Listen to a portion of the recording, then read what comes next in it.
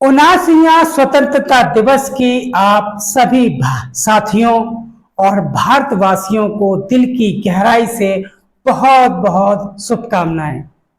साथियों, भारत देश के इतिहास में 15 अगस्त 1947 की वो सुबह मानो सदियों की गुलामी की काली रात को चीरकर एक सुनहरी सुबह जन्मी हो। ब्रिटिश साम्राज्य की जंजीरें टूटी, तिरंगा आसमान में गर्व से लहराया और करोड़ों दिलों ने पहली बार आजादी की सांस ली। हर गली, हर गांव, हर शहर में उत्सव था। आंखों में आंसू भी थे और होठों पर मुस्कान भी। हमने सोचा, अब बस हम अपने भाग्य के मालिक हैं, अब हम सचमुच आजाद हैं। लेकिन क्या कभी हमने रुककर खुद से ये पूछा कि ये जो आजादी हमें मिली थी, क्या ये सच में मुकम्मल आजादी थी या फिर बस सत्ता का परिवर्तन था जो अंग्रेजों के हाथों से निकलकर कुछ भारतीय रसूखदार लोगों के हाथ में आ गई थी।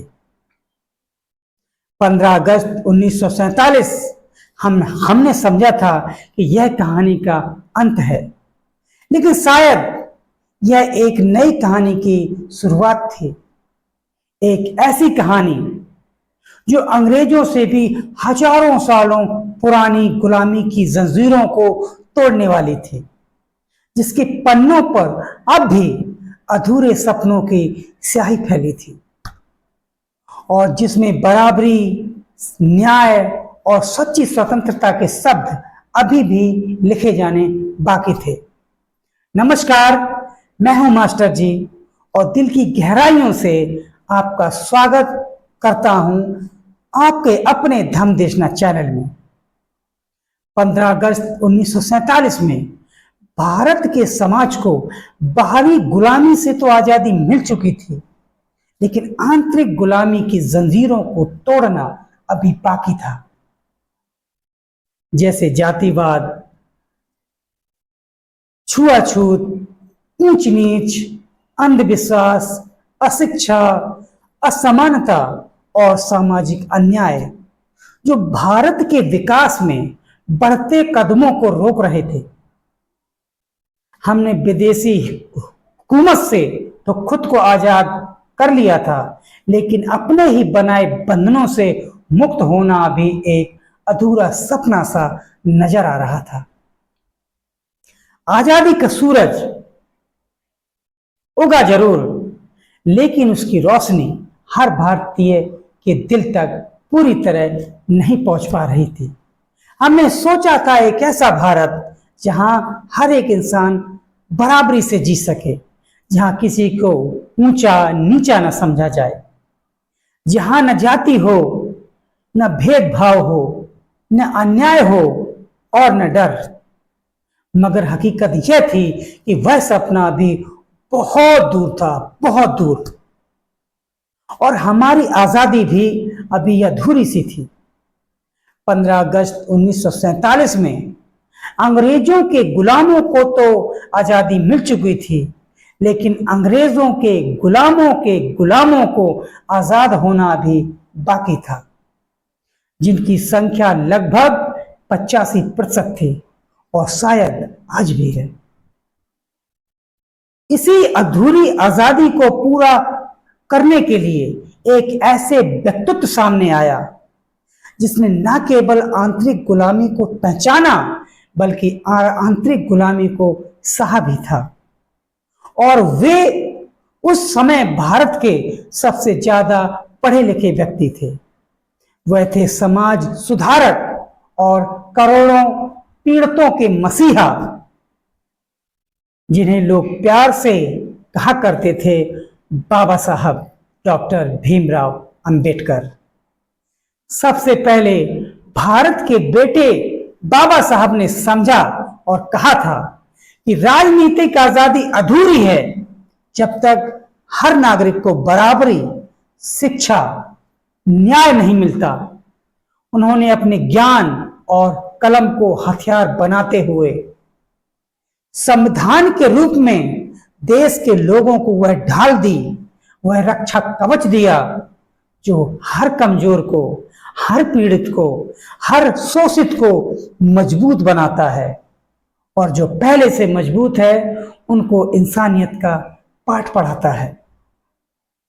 उन्होंने अपने लिखित संविधान से भारतीय सामाजिक व्यवस्था की उन जड़ों को हिला डाला जो हजारों सालों से समाज में अन्याय के बीजों को बो रही थी।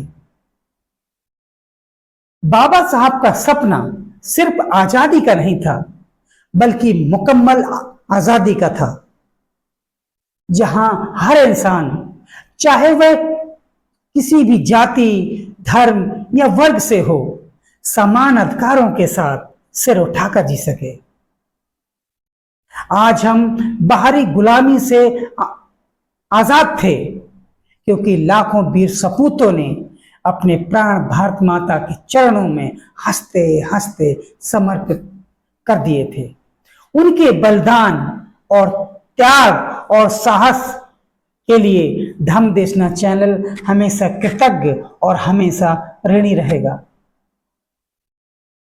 मैं मास्टर जी उन वीर सपूतों को दिल से सलाम करता हूं, लेकिन हम आंतरिक आजादी की जंजीरों को तोड़ने में सफल हो पाए तो उसका सबसे बड़ा श्रेय जाता है संविधान निर्माता बाबा साहब डॉक्टर भीमराव अंबेडकर जी को, जिनका संघर्ष, जिनके विचार, जिनका साहस आज भी हमारे लिए सबसे उजली मशाल बनकर जलता है। भारत का संविधान हमारे प्यारे बाबा साहब की दूरदृष्टि, त्याग और करुणा का जीवंत प्रतीक है। यह सिर्फ कानून की किताब नहीं है, बल्कि करोड़ों शोषितों, वंचितों और दबे कुचले लोगों के सपनों का भारत है। बाबा साहब ने इसे न्याय, समानता, स्वतंत्रता और बंधुत्व के खंभों पर खड़ा किया, ताकि कोई भी इंसान जाति, धर्म या लिंग के आधार पर अपमानित न हो सके। संविधान ने हर नागरिक को सिर उठाकर जीने का अधिकार दिया और भारत को सच्ची सामाजिक आजादी की राह पर आगे बढ़ाया। यह उनकी कलम से निकली अमर ज्योति है जो सदियों तक जलती रहेगी। बाबा साहब कहते थे, सत्ता परिवर्तन से केवल अंग्रेजों के गुलामों को आजादी मिलेगी, लेकिन सामाजिक परिवर्तन से उन लोगों को आजादी मिलेगी जो हजारों सालों से उन लोगों के गुलाम थे जो अंग्रेजों के गुलाम थे। बाबा साहब के लिए देश की आजादी का मतलब केवल बाहरी आजादी से नहीं था, बल्कि आंतरिक आजादी और सामाजिक आजादी से था। बाबा साहब की अध्यक्षता में एक ऐसे संविधान का निर्माण हुआ जिसकी शुरुआत होती है, हम भारत के लोग। इस एक वाक्य ने भारत के सभी धर्मों को एक साथ और एक मंच पर लाकर खड़ा कर दिया। इस संविधान के केंद्र में भारत के लोगों को रखा गया। बाबा साहब डॉक्टर भीमराव अंबेडकर ने भारत के संविधान में कई ऐसे नियम और कानून बनाए जो 1950 में न सिर्फ भारत के लिए बल्कि दुनिया के बहुत से देशों से भी आगे की सोच थे। उस समय वे बेहद प्रगतिशील और क्रांतिकारी माने गए। जैसे अनुच्छेद 14 से 18 में वे समानता का अधिकार, राइट टू इक्वालिटी दिया। अनुच्छेद 19 में विचार रखने का अधिकार मतलब राइट टू स्पीच दिया। अनुच्छेद 25 से 28 में धार्मिक और धर्मनिरपेक्षता का अधिकार यानी राइट टू सेकुलर फ्रीडम दिया।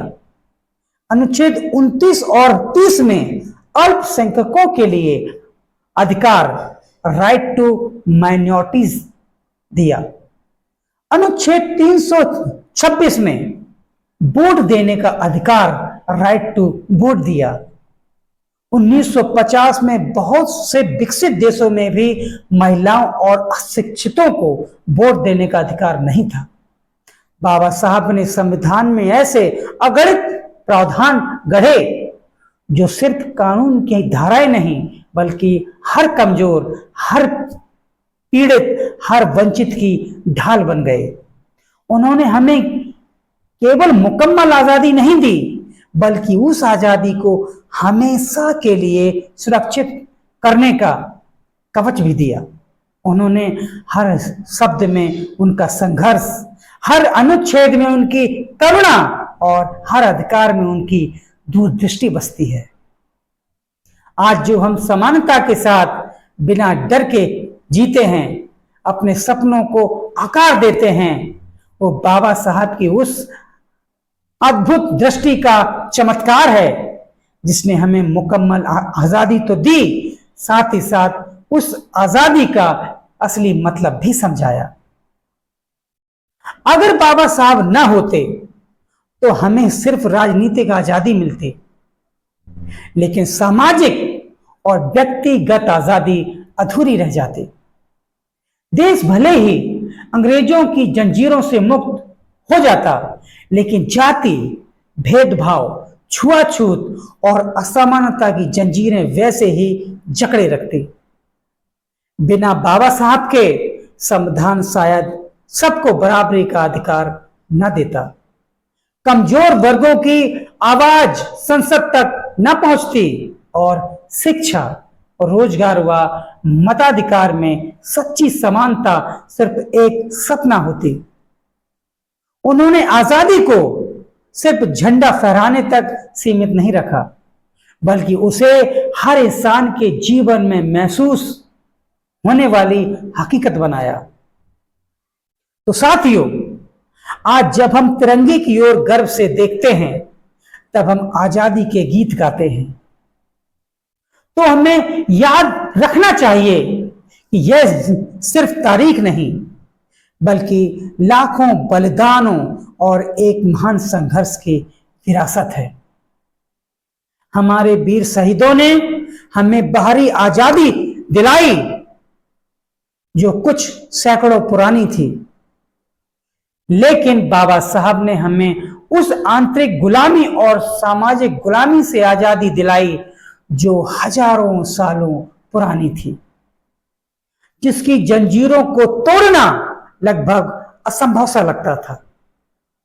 बाबा साहब ने उन गुलामी के जंजीरों को तोड़ने के लिए संविधान में अनुच्छेद 13 लिखा, जिसमें वे कहते हैं कि संविधान लागू होते ही कोई भी ऐसा पुराना कानून, पुरानी परंपरा, पुराने रीति रिवाज या पुरानी सामाजिक प्रथा अब निरस्त मानी जाएगी या खत्म मानी जाएगी जो संविधान के मौलिक अधिकारों का हनन करती हो। भारत के स्वतंत्रता सेनानी अंग्रेजों से आजादी की लड़ाई लड़ रहे थे, जिसमें उन्हें पूरे देश का सहयोग मिल रहा था। वहीं बाबा साहब अकेले ही भारतीय समाज में व्याप्त कुरीतियों से मुकम्मल आजादी की लड़ाई लड़ रहे थे, जैसे जातिवाद, छुआछूत, ऊंच नीच, महिला भेदभाव, असमानता और अन्याय। उन्होंने हर भारतीय को संविधान के रूप में एक ऐसा कवच दिया जो हर पीढ़ी को समानता, न्याय, स्वतंत्रता देने का वादा करता है। साथियों, अब हमारी बारी है कि हम अपने संविधान की रक्षा करें जो हमारे मूल अधिकारों की रक्षा करता है। संविधान रक्षति रक्षतः, जिसका अर्थ है जो संविधान की रक्षा करता है, संविधान उसकी रक्षा करता है। अर्थात अगर हम अपने संविधान, उसके मूल्यों और उसके कानूनों का सम्मान करते हैं तो वही संविधान हमारे अधिकारों, स्वतंत्रता और गरिमा की रक्षा करता है। यह वाक्य हमें याद दिलाता है कि संविधान और नागरिक का संबंध एक तरफा नहीं है, यह आपसी जिम्मेदारी है।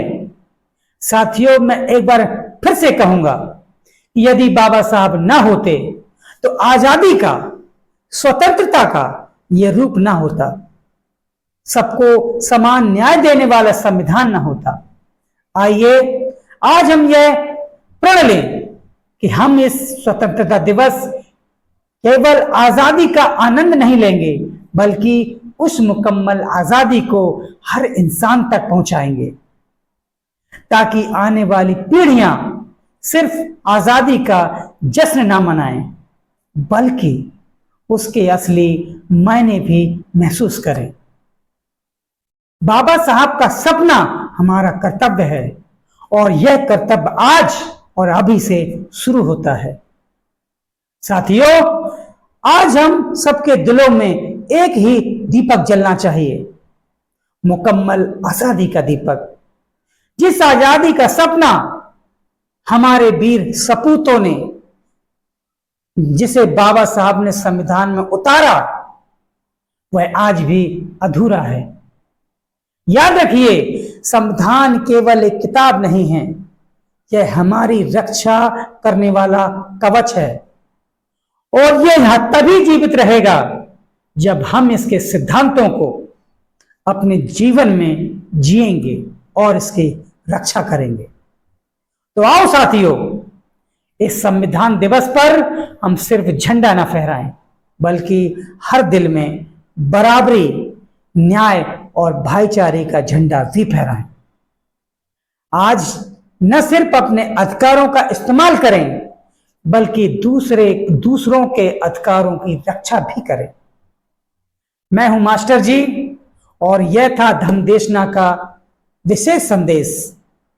वीडियो को लाइक करें, और आपको लगता है कि यह विचार बदलाव ला सकता है तो इसे शेयर करें।